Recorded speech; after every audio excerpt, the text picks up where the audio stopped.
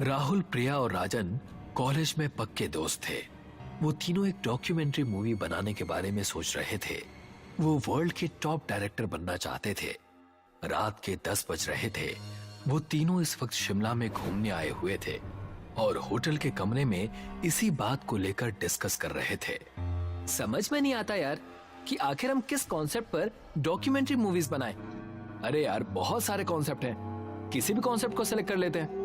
हमें तो बस एक अच्छी सी डॉक्यूमेंट्री मूवी बनानी है और अपने काम को खत्म करना है।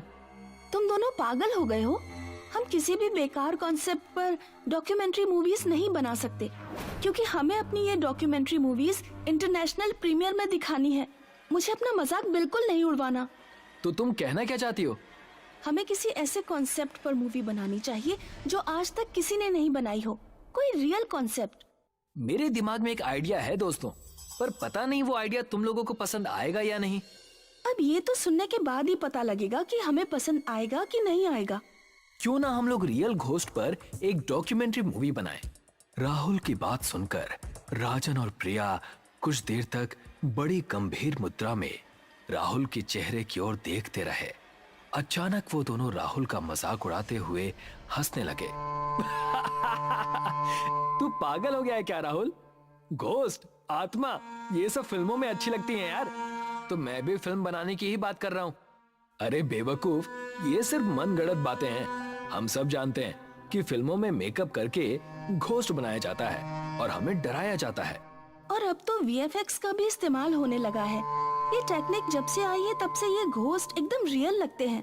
यही तो मैं तुम दोनों को समझाना चाहता हूँ। सोचो, अगर हमारे कैमरे में कोई रियल घोस्ट रिकॉर्ड हो जाए तो हम दोनों की किस्मत रातों रात पलट सकती है। और यहाँ से कुछ दूर एक कब्रिस्तान है। कहते हैं कि उस कब्रिस्तान में सिर्फ और सिर्फ लावारिस लाशें ही दफनाई जाती हैं। उस कब्रिस्तान के बारे में ये बात प्रसिद्ध है कि वहाँ एक डायन रहती है और कहते हैं कि जो भी उस डायन को अपनी आंखों से देख लेता है वो उसे जिंदा नहीं छोड़ती। दोस्तों, मुझे नहीं पता कि इस बात में कितनी सच्चाई है, पर मेरा दिल कहता है कि वहाँ पर कुछ तो है। वो सब उस कब्रिस्तान पर जाने के लिए राजी हो गए। वो तीनों दोस्त होटल के रूम से बाहर निकल आए। बाहर सर्दी बहुत ज्यादा थी। हाड़ कंपा देने वाली ठंडी शीतलहर चल रही थी। हल्की हल्की बर्फबारी भी हो रही थी। वो तीनों एक कार के अंदर बैठ गए। राहुल ने ड्राइविंग सीट संभाल ली और उसने अपनी कार की दिशा उस कब्रिस्तान की ओर कर ली। कुछ ही देर में वो उस कब्रिस्तान में खड़े थे। पता नहीं क्यों उस कब्रिस्तान के भयावता भरे सन्नाटे को देखकर प्रिया के शरीर के रोंगटे खड़े होने लगे। भयंकर सर्दी में उसके माथे पर पसीने की बूंदें टपकने लगी, मगर उसने इस डर को बड़ी सुंदरता से छिपा लिया। राहुल ने तुरंत वीडियो कैमरा निकाल लिया। राहुल अंधेरे में रिकॉर्डिंग करते ही कब्रिस्तान की गेट से होते हुए अंदर चला गया और उसके पीछे पीछे राजन और प्रिया कब्रिस्तान के अंदर चले गए, जहां घना अंधेरा था। मगर तीनों ने उस कब्रिस्तान के अंदर कदम रखा ही था कि तभी राहुल और राजन के कानों में प्रिया के दिल दहला देने वाली चीख टकराई। प्रिया, क्या हुआ तुम्हें? तुम चीखी क्यों? जल्दी से टॉर्च निकाल राजन। राजन ने तुरंत अपनी टॉर्च निकालकर जला दी, मगर उसने देखा कि प्रिया उसके सामने खड़ी हुई उन दोनों को सवालिया नजरों से देख रही थी। तुम चीखी क्यों?